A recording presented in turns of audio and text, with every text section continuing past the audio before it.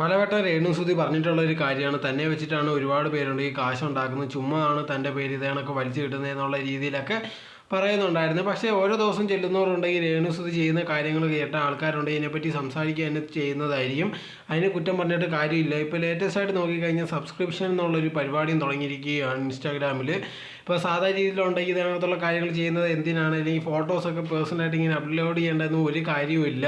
ഇപ്പോൾ പറയാറുണ്ട് താൻ ചെയ്യുന്നത് തൻ്റെ ഇഷ്ടത്തിനാണ്, അത് ബാക്കിയുള്ളവർ നോക്കണ്ടെന്നുള്ളൊരു കാര്യം. പക്ഷെ അങ്ങനെയൊന്നും അല്ല. ഇതേകണക്കുള്ള കാര്യങ്ങൾ ചെയ്യുന്നതുണ്ടെങ്കിൽ സുധിയുടെ പേരിൽ തന്നെയാണ്. ഇപ്പോൾ സുധിയുടെ പേരിലാണ് ഇതേനെ കൊണ്ടുപോയി രേണു ഫേമസ് ആയിട്ടുണ്ടായിരുന്നത്. അതിന് ശേഷമാണ് പിന്നെ ഇതേകണക്കുള്ള ആൽബങ്ങളും പല കാര്യങ്ങളും കിട്ടിയിരുന്നത്. ആ സമയത്തുണ്ടെങ്കിൽ ഇതേകണക്ക് രേണു സുധി ഇങ്ങനത്തുള്ള കാര്യങ്ങൾ ചെയ്യുന്നത് കറക്റ്റായിട്ടുള്ള.